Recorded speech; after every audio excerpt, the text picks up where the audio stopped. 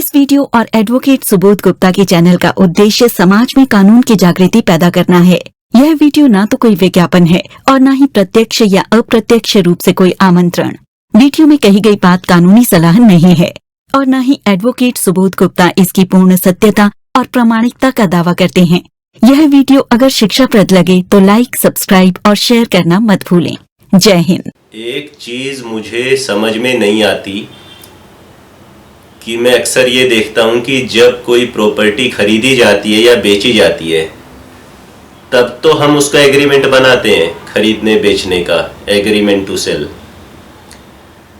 लेकिन किसी वजह से वो डील अगर मटेरियलाइज नहीं हो पाती, वो ट्रांजैक्शन पूरी नहीं हो पाती, वो सौदा सिरे तक नहीं पहुंच पाता, तो उस एग्रीमेंट को कैंसिल करने का रिवाज मैंने देखा नहीं है। अब मैं इसे रिवाज ही कह रहा हूं क्योंकि ये एक रिवाज में है बात कि प्रॉपर्टी खरीदनी बेचनी है तो एग्रीमेंट बनाना है। फिर ये रिवाज में क्यों नहीं है कि वो एग्रीमेंट अगर सेल डीड तक, रजिस्ट्री तक नहीं पहुंच पाया और दोनों पक्षों के बीच में कोई डिस्प्यूट अराइज हो गया बीच में ही, तो उसको कैंसलेशन करने का, उसको टर्मिनेशन करने का रिवाज कानूनी रूप से क्यों नहीं है।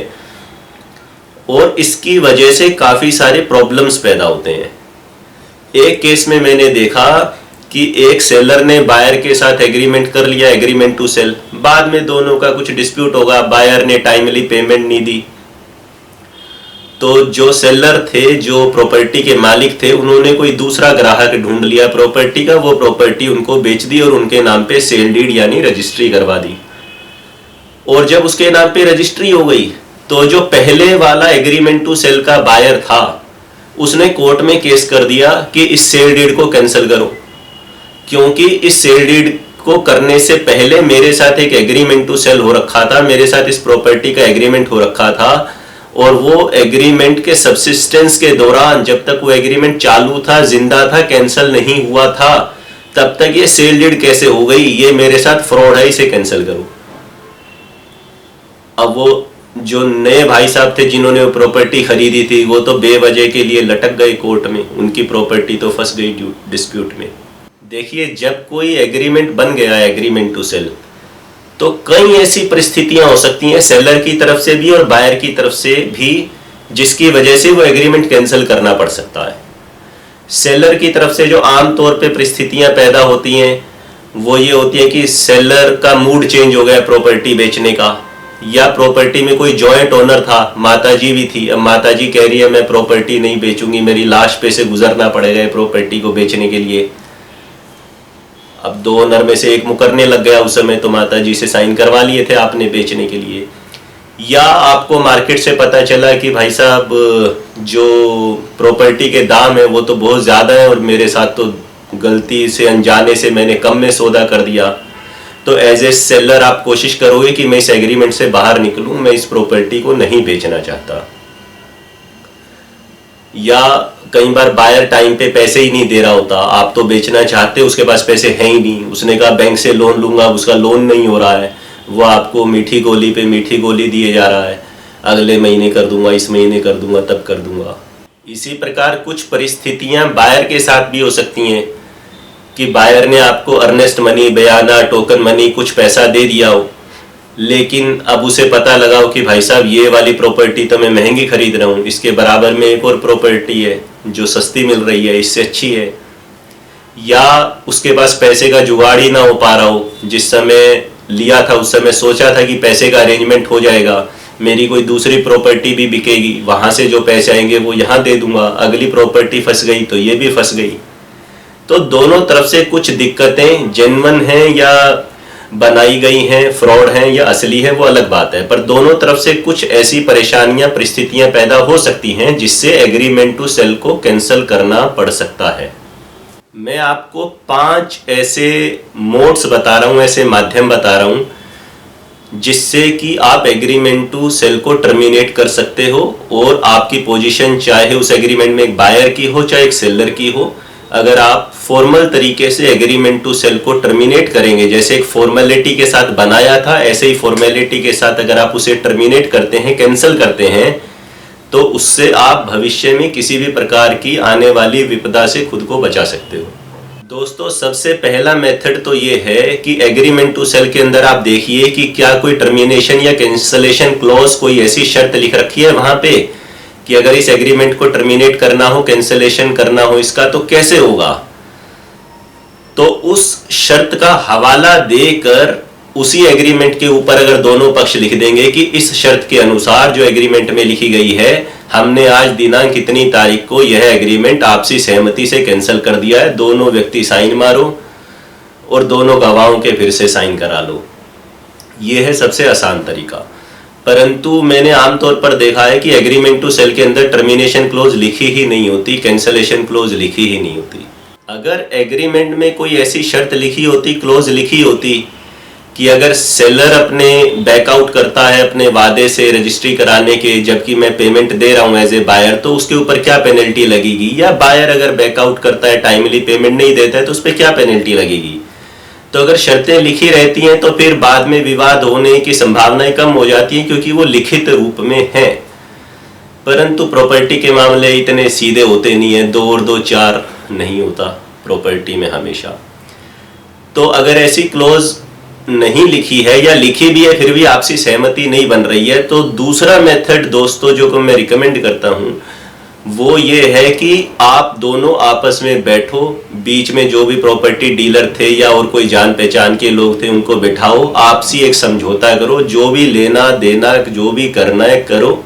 मामले को खत्म करो और उस पे फिर खत्म करो। तो फिर एक सेपरेट एक स्टैम्प पेपर पे एक एग्रीमेंट बना लेना कैंसलेशन का कि भाई ये एग्रीमेंट बना था, ऐसे ऐसे हो गया, उसमें सारी बातें फिर लिखी जाएंगी, फिर क्या समझौता हुआ वो लिखा जाएगा और फिर अंत में लिखा जाएगा भी ये एग्रीमेंट अब इतनी तारीख को टर्मिनेट हो गया है, सेलर की मर्जी है, वो जो मर्जी बायर को बेचे, बायर का उस पर कोई अधिकार नहीं रहा, जो भी फिर उसमें कानूनी बातें हैं वो लिखी जाएंगी और एक आपसी सहमति से इस प्रकार का एग्रीमेंट बन जाएगा और दोनों पक्षों के पास रहेगा ताकि फ्यूचर में कोई दिक्कत ना हो।